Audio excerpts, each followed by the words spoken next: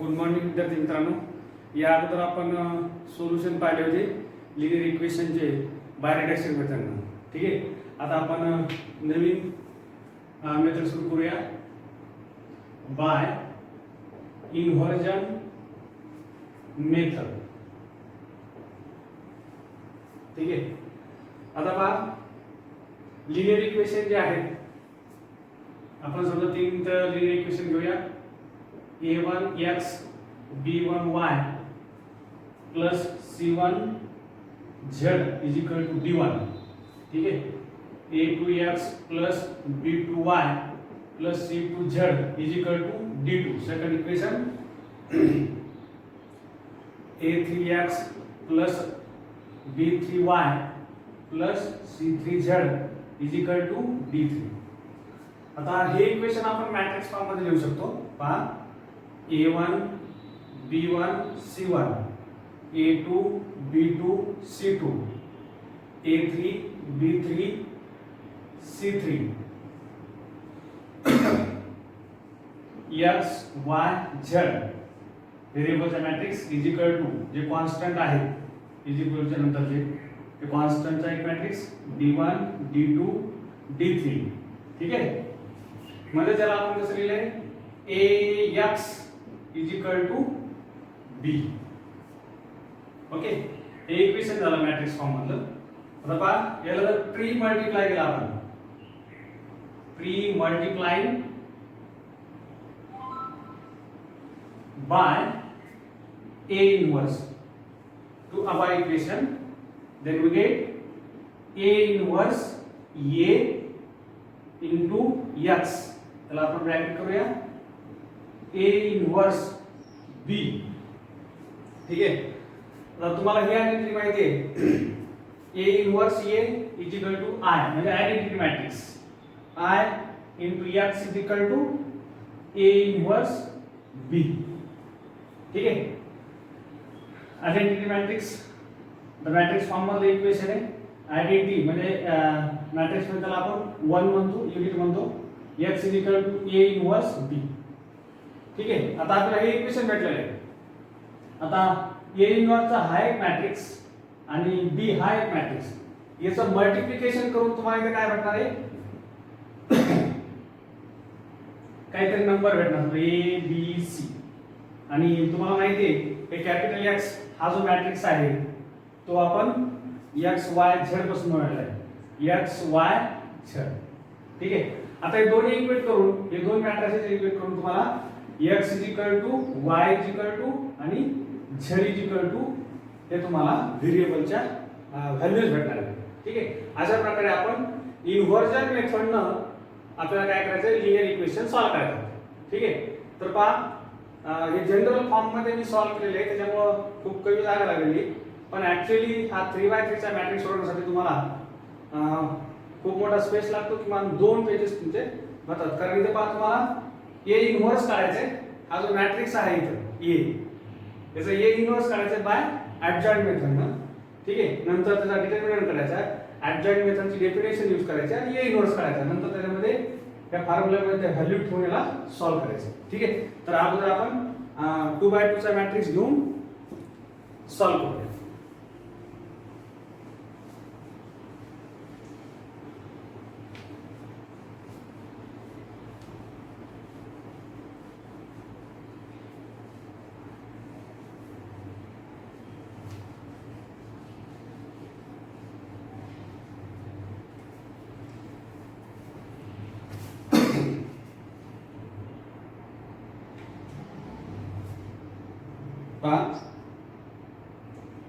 Solve the equations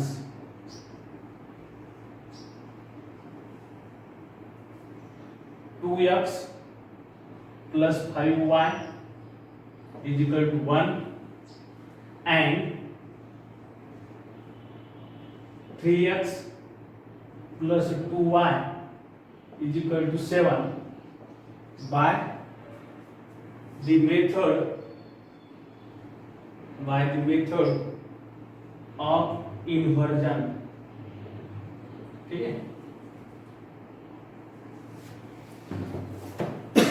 सर्वात अगोदर तुम्ही इक्वेशन लिहून घ्यायचे. Solution given equations. Okay, 2x plus 5y is equal to 1, 3x plus 2y is equal to 7. ठीक है, these equations can be written as पाहता matrix form मध्ये लिहिलेले हे इक्वेशन 2 5 3 2. ऑलरेडी आपण इक्वेशन वरून मॅट्रिक्स फॉर्म दिलेला आहे. x y is equal to 1 7. ठीक आहे, आता पहा हे कुठल्या फॉर्म मध्ये लिहिले आपण ax is equal to b. ठीक आहे, त्याला वाटल्यास इक्वेशन नंबर देऊया आपण. हे पहा a इथे a काय a इज इक्वल टू 2 5 3 2 हा मॅट्रिक्स आहे. x जो आहे तो कुठला मॅट्रिक्स आहे, x y व्हेरिएबल आहे त्याच्यामध्ये, आणि b जो मॅट्रिक्स आहे त्याच्यामध्ये कॉन्स्टंट 1 आणि 7 आहे. ठीक आहे, आता पहा pre multiply by a inverse two equation 1. Equation 1 ला आपण प्री मल्टीप्लाय करू. प्री मल्टीप्लाय म्हणजे अगोदर. ठीक आहे, तुम्ही पोस्ट मल्टीप्लाय जर केलं तर याच्या व्हॅल्यूज बदलू शकतात बघा. म्हणजे जर समजा तुम्ही आता याला इथे a इनवर्स जर लिहिलं पहा a b is equal to ba असं आपण कधी बोलू शकतो जर ते एकमेकांचे इनवर्स असतील तर. पण असे हे दोन जर डिफरंट मॅट्रिक्स असतील तर a b is not equal to ba असतं.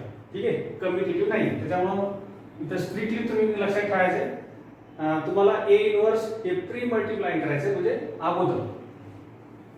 ठीक आहे, पहा प्री मल्टीप्लाय केल्यानंतर काय होईल a इनवर्स a तर ब्रॅकेट करायचे x is equal to a inverse b. ठीक आहे, आता याचा आय होईल जस्ट मी आता तुम्हाला सांगितलेलं आहे x a इनवर्स b. ठीक आहे, therefore x is equal to a inverse b. याला इक्वेशन नंबर 2 द्यायचे.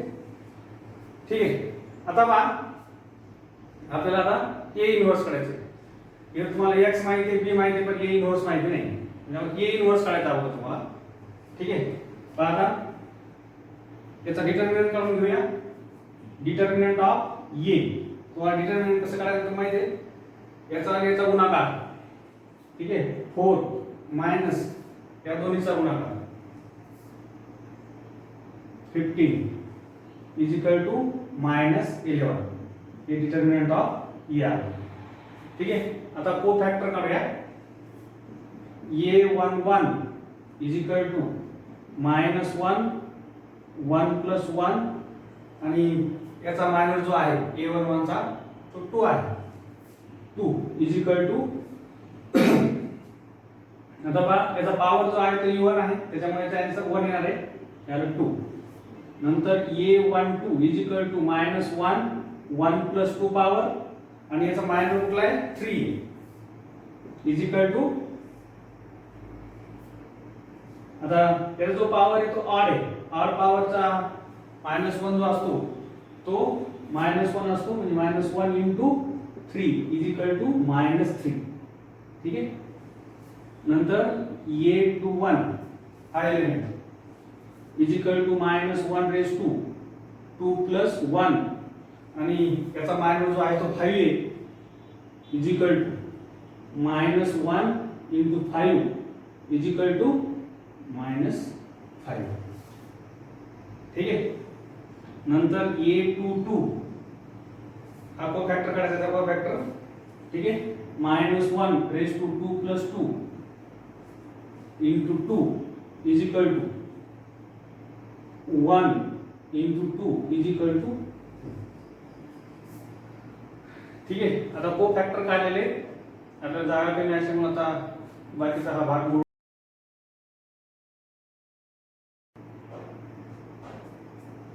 पण आपण सेपरेट को फॅक्टर काढलेले तर को फॅक्टर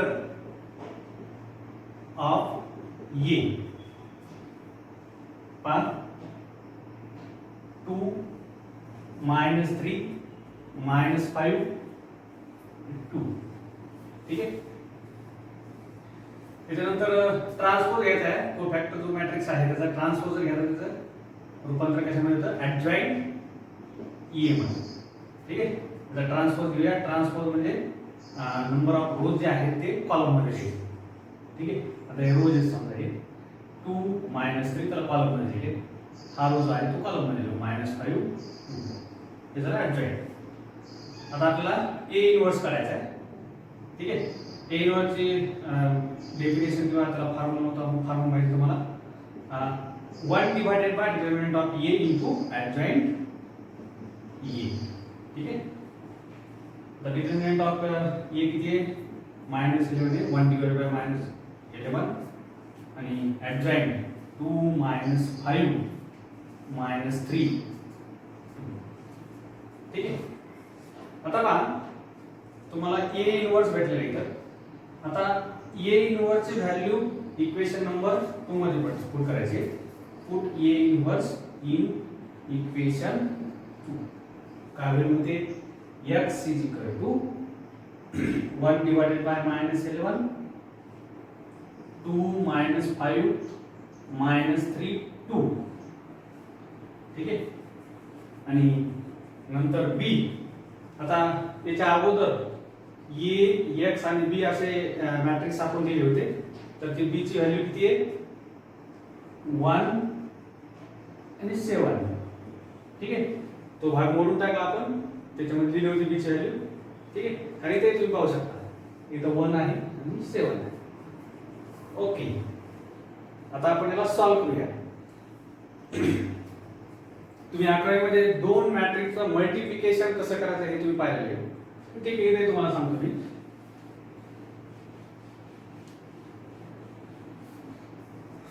पहा काय करायचं तुम्ही आता. हा जो फर्स्ट रो आहे, ठीक आहे, यानं असं मल्टिप्लाय करायचं. म्हणजे हा एलिमेंट आणि फर्स्ट कॉलम मधला हा एलिमेंट, रो मधला पहिला एलिमेंट, कॉलम मधला पहिला एलिमेंट याचं मल्टिप्लिकेशन करायचं. ठीक आहे. पाहता मग समजल्यानंतर x is equal to 1 divided by -11 as it is. ठीक आहे. आता पहा 2 into 1 2. ठीक आहे. आता याचा आणि याचा गुणाकार -5 into 7 -35 -35. ठीक आहे. आता तसंच सेकंड रो आणि एकच कॉलम असल्यामुळे हा पहिला कॉलम. आता पहा -3 -3 into 1 -3. ठीक आहे. आणि 2 into 7 14 plus 14. ठीक आहे. 1 divided by -11. आता 2 मधून 35 मायनस झाले म्हणजे -33. ठीक आहे. आणि 14 मधून 3 गेल्यावर 11. आता पहा इथं हा जो मॅट्रिक्स आहे याला स्केलर आहे 1 divided by -11. याने तुम्हाला मल्टिप्लाय करायचं. किंवा तुम्ही दुसऱ्या वर्ड मध्ये असं म्हणू शकता की -11 ने तुम्हाला या मॅट्रिक्स मधल्या प्रत्येक एलिमेंटला डिवाइड करायचं. ठीक आहे. त्याला जर डिवाइड केलं तर काय होईल -11 ने -33 ला डिवाइड जर केलं तर 3. ठीक आहे. इथं -1. ठीक आहे. हा x हा मॅट्रिक्स तुम्हाला भेटलेला आहे. पण x हा मॅट्रिक्स कशाने तयार झालेला आहे दोन व्हेरिएबल x आणि y. ठीक आहे. 3 - 1. आता तुम्ही जर हे दोन्ही इक्वेट केले तर काय भेटतं तुम्हाला x व्हॅल्यू भेटते तुम्हाला 3 आणि y -1. ठीक आहे. आता इथं सॉल्व झालेले इक्वेशन तुम्ही आन्सर लिहायचे. therefore solution of given linear equation is x is equal to 3 and y is equal to -1. ठीक आहे, असा हा 2/2 चा किंवा दोन व्हेरिएबल असलेली लिनियर इक्वेशन आपण इन्व्हर्जन मेथडनं सॉल्व्ह केले. ठीक आहे, आता आपण 3 व्हेरिएबलचे पाहूया एक प्रॉब्लेम.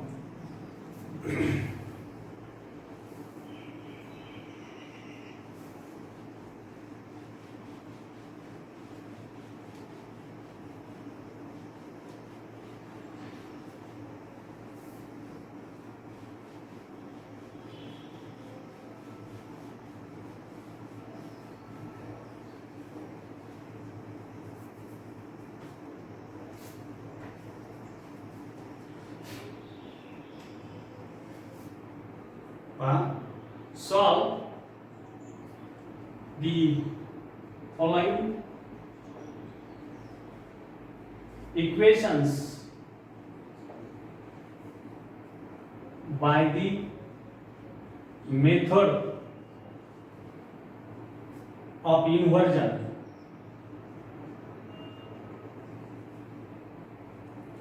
आणि ते इक्वेशन आहे x minus y plus z is equal to 4, 2x plus y minus 3z is equal to 0 आणि x plus y plus z is equal to. ठीक आहे, असे 3 इक्वेशन तुम्हाला दिलेले आहेत. सेम प्रोसिजर आहे जसा तुम्ही 2 व्हेरिएबलचे सॉल्व्ह केले त्याच प्रोसिजरने हे 3 व्हेरिएबलचे दिलेले इक्वेशन तुम्हाला सॉल्व्ह करायचे. ठीक आहे, अगोदर आपण गिव्हन इक्वेशन्स लिहून घेऊया.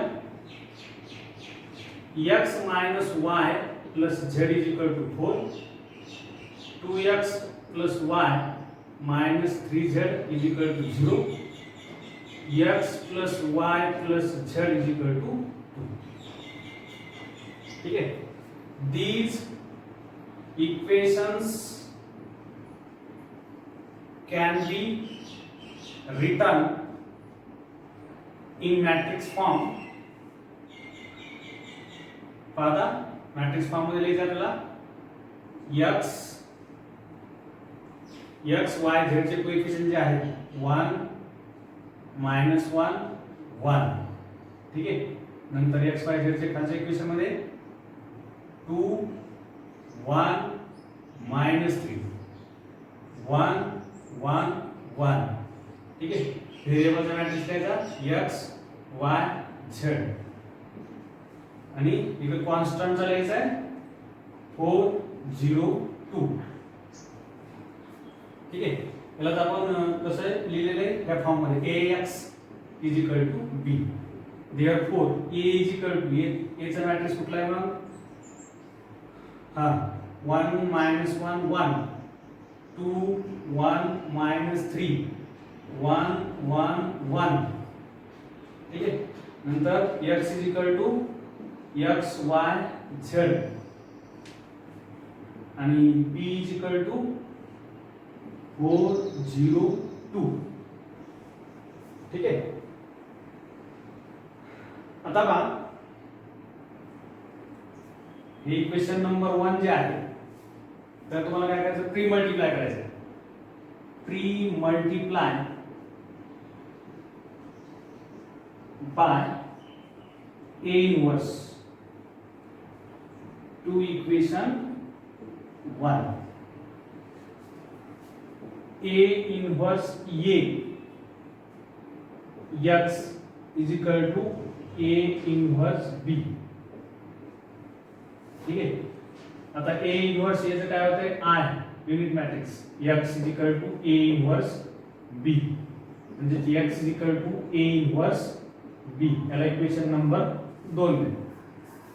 ठीक आहे, आता काय करायचं तुमच्याकडे a मॅट्रिक्स आहे तुम्हाला a इन्व्हर्स करायचं त्या इक्वेशन मध्ये ठेवून द्यायचं जसं आपण पहिल्या प्रॉब्लेम मध्ये सॉल्व्ह केलं तसं तुम्हाला इथे सॉल्व्ह करायचं. ठीक आहे, आता पहा a इन्व्हर्स जे आहे या मॅट्रिक्सचं तुम्हाला ॲडजॉइंट मेथडने सॉल्व्ह करायचे. डिटर्मिनंट ऑफ ए काढूया अगोदर. पहा आता 1 ज्यावेळेस आपण 1 घेतो त्यावेळेस मायनस हा छोटा डिटर्मिनंट असतो. तो डिटर्मिनंट तुम्हाला कसं सॉल्व करायचं माहिती आहे. याचा गुणाकार मायनस याचा गुणाकार. ठीक आहे. 1 × 1 1 मायनस आणि याचा गुणाकार किती तो -3. पहिलं मायनस आणि मायनस प्लस 3. ठीक आहे. आता पहा हा इथं मायनस आहे आणि याच्यानुसार -1 + 1 नुसार सॉरी -1 i + j नुसार याचं काय मायनस आहे. हा सेकंड जो एलिमेंट आहे त्याचं मायनस असतं म्हणजे मायनस मायनस प्लस होईल. आता हे अतिशय म्हणजे डिटेल मध्ये मी तुम्हाला ज्यावेळेस आपण को फॅक्टर काढले होते त्याच्यामध्ये सांगितलेले. त्याच्यामुळे पुन्हा एकदा डिटेल सांगण्याची काही गरज नाही. +1 ठीक आहे. याचा डिटर्मिनंट याचा मायनस जो असतो हा डिटर्मिनंट असतो. याचा गुणाकार मायनस 2 मायनस याचा गुणाकार -3 minus minus plus 3. Okay. Plus हा 1 पहा याचा जो मायनस असतो हा डिटर्मिनंट असतो. त्याचा गुणाकार करायचा मायनस चा गुणाकार 2 - 1 2 - 1 ठीक आहे. 1 × 4 + 1 × 5 + 1 × 1 म्हणजे 4 + 5 + 1 = 10. ठीक आहे. आता तुम्हाला 1 बाय 1 को फॅक्टर काढून घ्यायचे. आता a11 = -1 1 + 1. आता याचा जो मायनर जो असतो तो मायनर हा असतो. ठीक आहे. 1 मायनस अगोदरचं आणि नंतर हे -3 + 3 = 4. a12 = -1 + 1 + 2. ओके.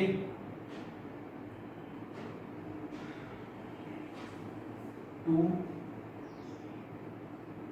+ 3 =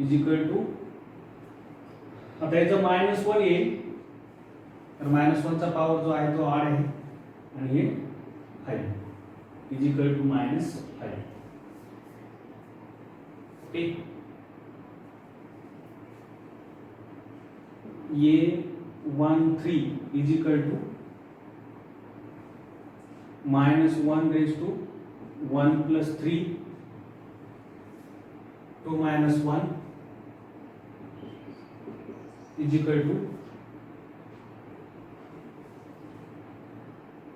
याचा पॉवर जो इवन आहे त्याच्यामुळे 1 येईल याचं 1. ठीक आहे.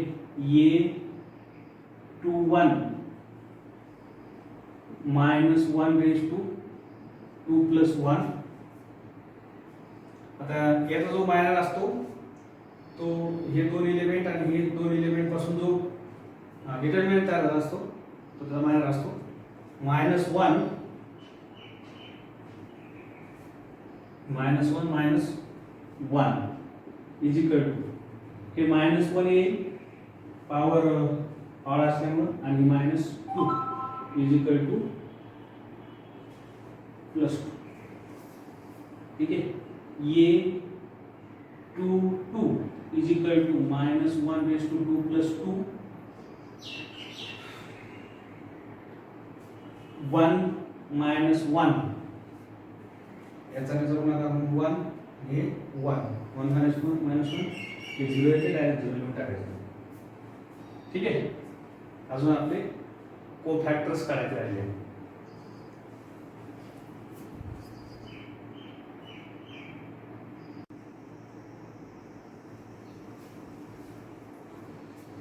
पॉवरचा एवढा भाग मी मोडून टाकतो बघा.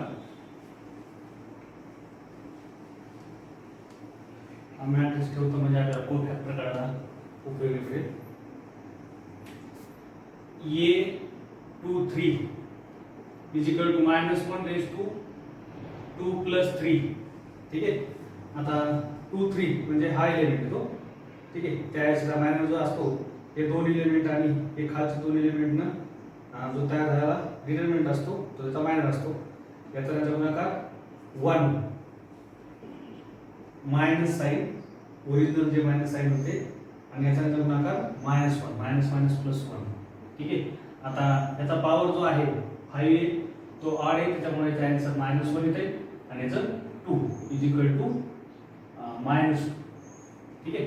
नंतर a 3 1 -1 3 प्लस 1 हा एलिमेंट येतो.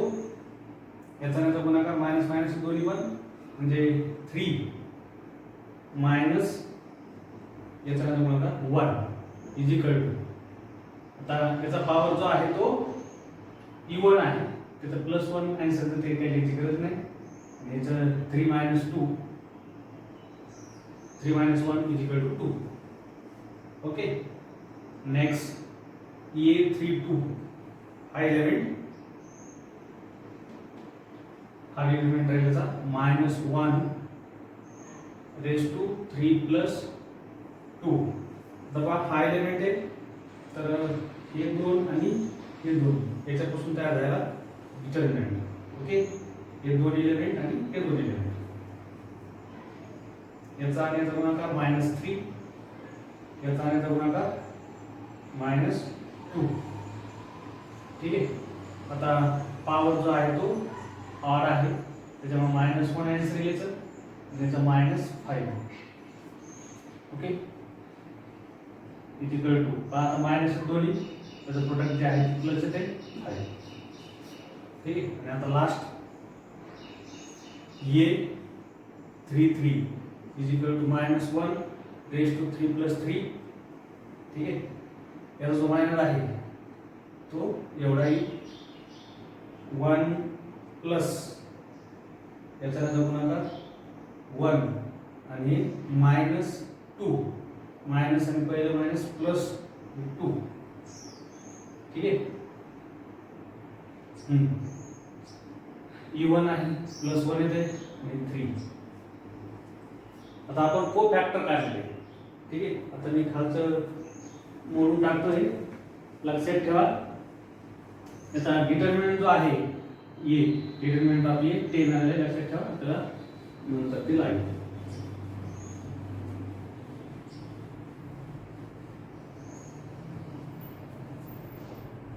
आता cofactor of A is equal to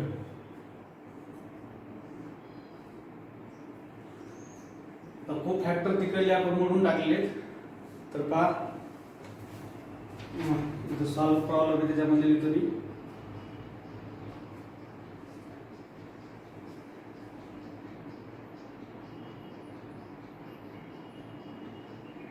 4 -5 1 2 0 -2 2 5 आणि 3. ठीक आहे. इकडला भाग मोडून टाकला होता त्याच्यामुळे मी ते पुस्तकामधून जे को फॅक्टर आहे ते लिहिले. आता पहा आपल्याला याचा ट्रान्सपोज करायचा आहे म्हणजे त्याचं कन्वर्जन ॲडजॉइंट ए मध्ये होईल. आता हा जो रो आहे तो कॉलम मध्ये येतो 4 -5 1. नंतर हा जो रो आहे त्याला कॉलम मध्ये येतो 2 0 -2 आणि हा रो आहे त्याला कॉलम मध्ये येतो 2 5 3. ठीक आहे. ॲडजॉइंट ए आहे आपला ए इन्व्हर्स पाहिजे. A inverse is equal to 1 divided by determinant of A into adjoint A. Determinant of A तुम्हाला माहिती आहे किती आलं होतं 10. Adjoint A 4 2 2 -5 0 5. 1 मायनस 2 3. ठीक आहे, हे ए इनव्हर्स आलं. आता तुम्हाला ए इनव्हर्सची व्हॅल्यू इक्वेशन नंबर 2 मध्ये ठेवायची. Put A inverse in equation 2. काय होईल मग ते x is equal to A inverse किती आहे 1/10 4 2 2 minus 5 0 5 1 minus 2 3. ठीक आहे. आता बी जो असतो तो मॅट्रिक्स अगोदर लिहिला होता तो म्हणून टाकला मी. तो ह्या इक्वेशन वरून लिहितोय 4 0 आणि 2. ठीक आहे. 1/10. मग असे त्याचं प्रोडक्ट केलं होतं दोन मॅट्रिक्सचं, तसंच करायचं तुम्हाला इथं प्रोडक्ट. हा रो हा कॉलम आहे. ठीक आहे. तर ह्या एलिमेंटचा आणि ह्या एलिमेंटचा गुणाकार प्लस ह्या एलिमेंटचा ह्या एलिमेंटचा गुणाकार प्लस ह्या एलिमेंटचा ह्या एलिमेंटचा गुणाकार. ठीक आहे. पहा 4 × 4 16 प्लस 2 × 0 0 प्लस 2 × 4. ओके. नंतर तसंच जसं आपण पहिल्या रोचं केले तसंच ह्या रोनं सेकंड रोनं ह्या कॉलमला मल्टिप्लाय करायचं. -5 × 4 -20 प्लस 0 प्लस 10. तसंच त्याचं आता त्या रोनं थर्ड रोनं त्या कॉलमला मल्टिप्लाय करायचे. 4 प्लस 0 त्याच्यानंतर प्लस 6. ठीक आहे. तर तुम्ही पॉज करून लिहून घेतलं पाहिजे. मी मोडतोय.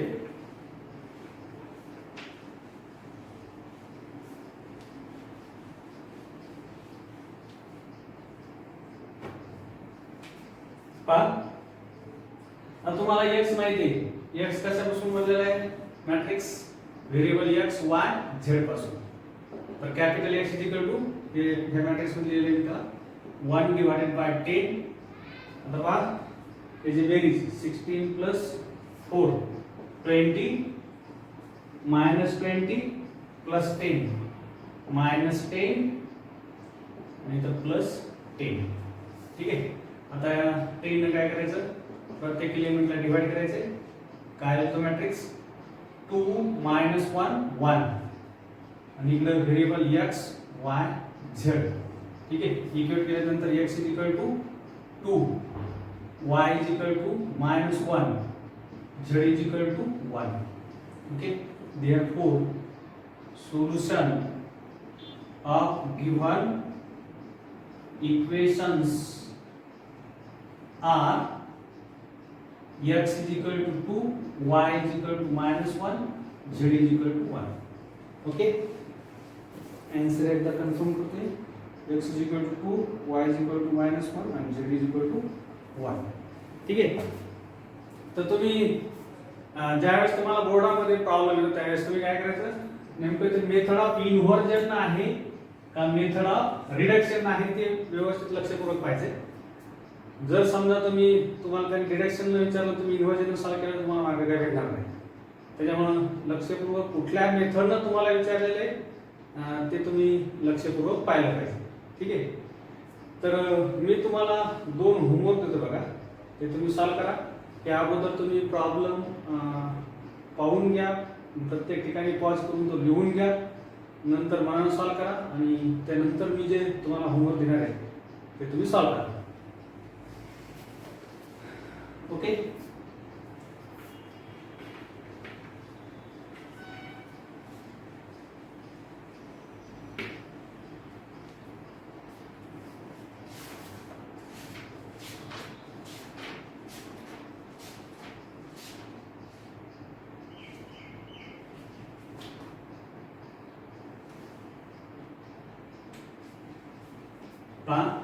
प्रॉब्लेमचं स्टेटमेंट लिहित नाही मी डायरेक्ट इक्वेशन देतो तुम्हाला. पहिले 2 व्हेरिएबलचे x plus 2y is equal to 2, 2x plus 3y is equal to 3 आणि नंतर 3 व्हेरिएबल्स येते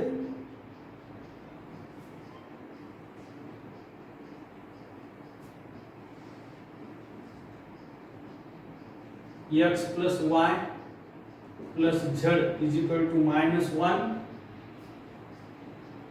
x minus y plus z is equal to 2